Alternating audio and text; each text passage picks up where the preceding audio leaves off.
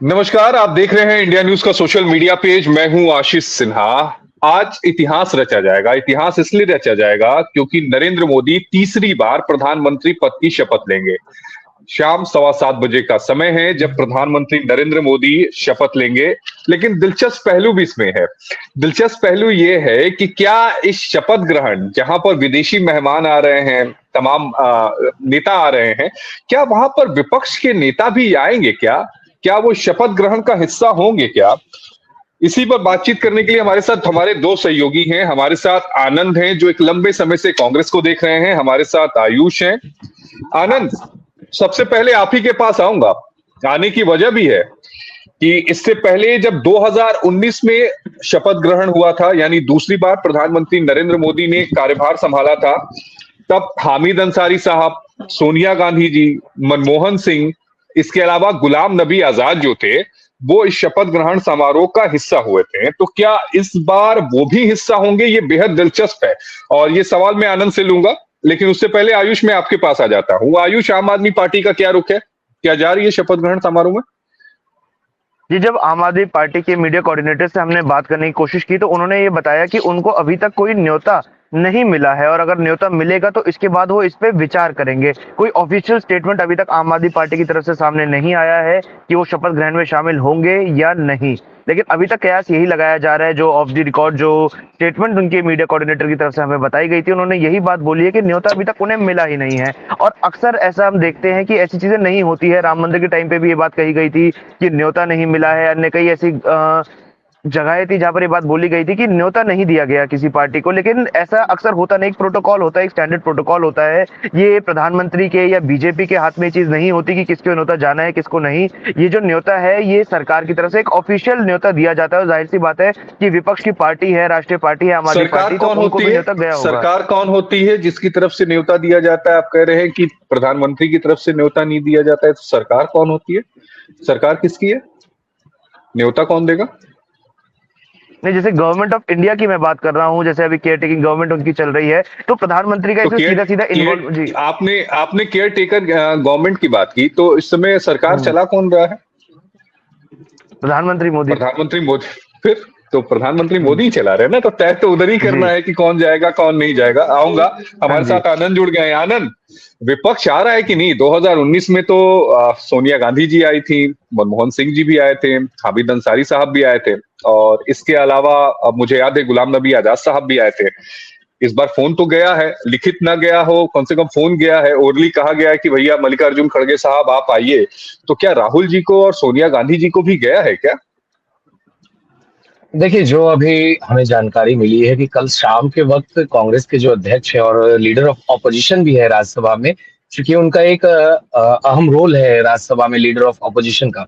तो ऐसे में उनके पास प्रहलाद जोशी का कल शाम को फोन गया था, क्योंकि वो सारा कार्यभार भी देखते रहे, पार्लियामेंट्री अफेयर्स मिनिस्टर रहे हैं। तो उनके साइड से हम्म। फोन गया था खड़गे जी को। मगर अभी तक अगर हम बात करें सोनिया गांधी को और राहुल गांधी को कि उनके पास इनवाइट गया है कि नहीं गया है, तो इस पे संशय बना हुआ है, क्योंकि इसकी कोई जानकारी कांग्रेस ने आधिकारिक तौर पर अभी नहीं की है। मगर जिस तरह से 2014 का अगर हम बात करें ओथ से स्वेरिंग सेरेमनी का, तो उसमें सोनिया हम्म। गांधी, राहुल गांधी, मनमोहन सिंह पूर्व प्रधानमंत्री थे, वो थे। फिर उस हम्म। समय के वाइस प्रेसिडेंट जो थे हामिद अंसारी, वो भी उस शपथ ग्रहण समारोह में शामिल हुए थे। और 2019 वाले भी शपथ ग्रहण समारोह में मनमोहन सिंह, सोनिया गांधी, राहुल गांधी और इवन गुलाम नबी आजाद, जो उस वक्त कांग्रेस के एक बड़े नेता हुआ करते थे, तो वो भी गए थे। अब चूंकि गुलाम नबी आजाद ने अपनी एक अलग पार्टी बना ली है, तो ऐसे में अभी हम्म। राहुल गांधी और सोनिया गांधी को इनवाइट गया है या नहीं गया है, ये कह पाना मुश्किल है, क्योंकि इस पे अभी कांग्रेस किसी भी तरह से बात करने से कतरा रही है। वहीं खड़गे जी को इनवाइट जा चुका है, बेशक रिटर्न में इनवाइट नहीं गया हो, मगर उन्हें ओरली प्रहलाद जोशी जी के साइड से फोन गया था कि आप स्वेरिंग इन सेरेमनी को अटेंड कीजिए, क्योंकि आप देखिए, एलओपी राज्यसभा भी एक हैं।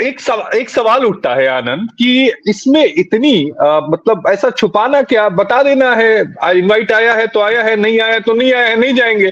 तो इसमें इतना ज्यादा रहस्य बनाने की क्या जरूरत है? क्या ये इसलिए तो नहीं है कि जो एनडी गठबंधन के दूसरे बड़े नेता है उनके पास इनवाइट ना गया हो और इनके पास इनवाइट आया हो और ये अचानक शाम को वहां पहुंच जाए कि हमारे पास तो फोन आया था जी, देखिए हम तो आ गए? ऐसा तो नहीं है कुछ?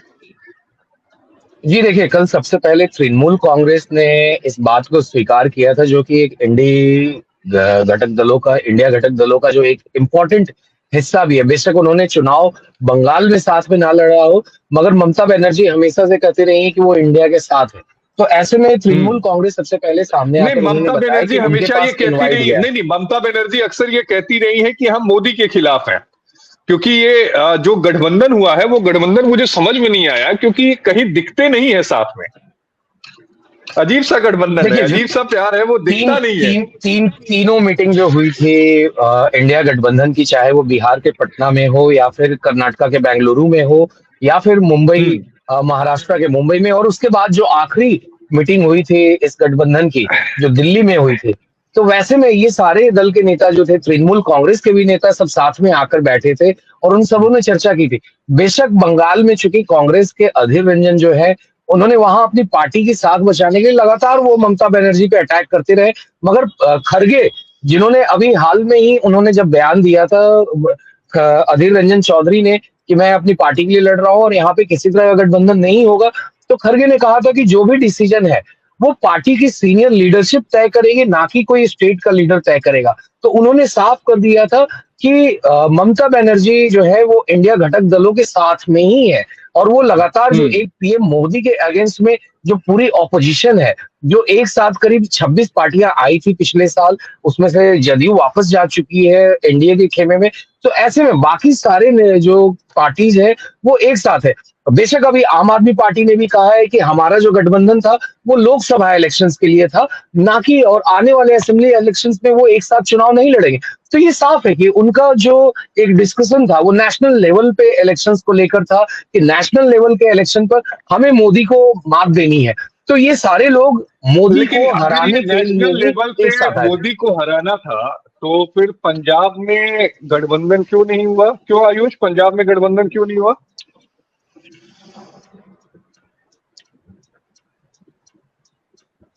आयुष, आवाज आ रही है आपको? जी माफी चाहूंगा, एक बार अपना सवाल दोबारा दोहराइए। हाँ, मैं ये कह रहा हूं, आनंद कह रहे थे कि भाई मोदी को हराने के लिए गठबंधन किया गया, लोकसभा में आम आदमी पार्टी और कांग्रेस ने हाथ मिलाया, तो पंजाब में हाथ क्यों नहीं मिलाया? जी देखिए, ये बात कही गई थी अरविंद केजरीवाल की तरफ से, एक रैली में भी उन्होंने ये बात कही थी कि वो, उनका मकसद ये नहीं है कि कांग्रेस के खिलाफ लड़ना या किसी अन्य पार्टी के खिलाफ लड़ना। हालांकि उन्होंने पहले कांग्रेस पर भ्रष्टाचार के आरोप लगाए थे, लेकिन वो कह रहे हैं कि इस समय देश को बचाना जरूरी है, संविधान को बचाना जरूरी है। ये बात आम आदमी पार्टी की तरफ से कही जा रही थी और उन्होंने कहा इसके लिए अमित शाह, नरेंद्र मोदी और बीजेपी को हटाना जरूरी है। और अगर इन चीजों, अमित शाह, नरेंद्र मोदी और बीजेपी को हटाने के लिए आम आदमी पार्टी को अगर कांग्रेस का सहारा लेना पड़ रहा है या कांग्रेस के साथ आना पड़ रहा है, तो वो जरूर आएगी। अभी बड़े लेकिन उस उद्देश्य की बात अरविंद भ्रष्टाचार का क्या केजरीवाल ने की हुआ थी। जो, नहीं नहीं, लेकिन उस भ्रष्टाचार का क्या हम्म। हुआ जिस पर वो आरोप लगा रहे थे कांग्रेस के ऊपर? मुझे तो याद है कि सीडब्ल्यूजी की फाइल भी लिए थे कि 300 पन्नों की फाइल है हमारे पास। तो कांग्रेस पाक साफ हो गई क्या फिर, अगर नरेंद्र मोदी जी को हराना था तो? नहीं, बिल्कुल कभी भी अरविंद केजरीवाल जी ने ये बात नहीं कही थी कि कांग्रेस पाक साफ हो गई है। हालांकि उन्होंने ये कहा था कि इस समय एक बड़ा दुश्मन है, देश के लिए खतरा है। जब देश की बात आए तो हमें मिलकर साथ आना पड़ेगा ताकि भारतीय जनता पार्टी को सत्ता से हटाया जा सके। उन्होंने कांग्रेस को देश के लिए इतना बड़ा खतरा नहीं बताया जितना बड़ा उन्होंने भाजपा को मान लिया था। उन्होंने कहा था जो मतलब भाजपा की तानाशाही है। जी, को भी मानते हैं वो ना, खतरा कांग्रेस को भी मानते हैं। माफी चाहूंगा, आपकी आवाज नहीं आई। मैं कह रहा हूं वो खतरा कांग्रेस को भी मानते हैं ना। जी बिल्कुल, कभी क्लीन चिट आम आदमी पार्टी की तरफ से तो कांग्रेस को दी ही नहीं गई थी। और अगर विधानसभा की बात करें, चाहे दिल्ली की बात हो, एमसीडी के चुनाव हुए यहाँ पर भी, अब पंजाब में जब चुनाव होंगे तो वहां पर ऐसे कोई भी गठबंधन आम आदमी पार्टी और कांग्रेस का साथ में देखने को, कोई ऐसी स्थिति बने, फिलहाल ऐसा कुछ देखने को नहीं मिल रहा। मैं आपके पास आऊंगा आनंद आपसे इसलिए क्योंकि जो मुझे समझ में आ रहा है कि ये जो 99 सीटें नहीं आई हैं, ये एक राहुल गांधी के नेतृत्व में एक बड़ी जीत है। अगर हम पिछले आंकड़ों को देखें, 45 के आंकड़े को देखें, 52 के आंकड़ों को देखें और इस बार 99 के आंकड़े को देखें, तो एक कांग्रेस में एक जान आई है। और यही वजह है कि मुझे लगता है कि कांग्रेस अकेले दम पर अब दिल्ली में भी सत्ता चाहती है।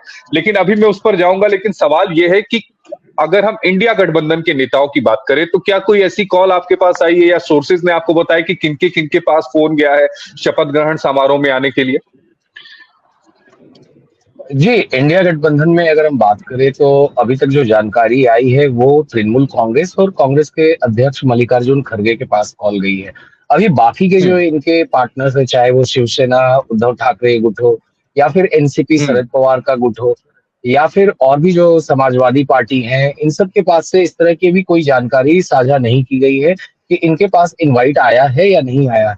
इवन आम आदमी पार्टी भी अभी इस मामले पे पूरी तरह से खामोश है कि उन्हें इनवाइट सरकार की तरफ से आया है, क्योंकि राष्ट्रपति भवन के साइड से इनवाइट जाता है। ये पूरा कार्यक्रम राष्ट्रपति भवन के देखरेख में होता है। तो देख रेख में ऐसे होता में है।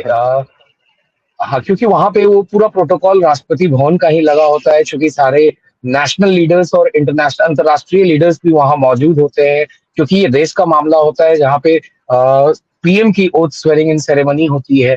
तो इसकी पूरी देखरेख राष्ट्रपति भवन की निगरानी और वहां के पूरे प्रोटोकॉल में होता है, क्योंकि राष्ट्रपति खुद मौजूद होती है वहां पे, ओथ स्वेरिंग इन सेरेमनी वो खुद करवाती है। तो ऐसे में अभी आयु बाकी किसी भी दल से आयुष से एक ये बात पूछ लेते जानकारी हैं, नहीं पिछली साझा बार की गई। आयुष ये बताइएगा, पिछली बार निमंत्रण आया था क्या आम आदमी पार्टी को?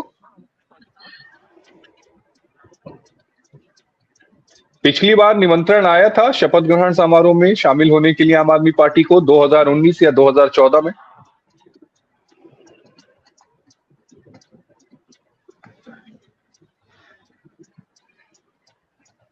आयुष आवाज आ रही है आपको?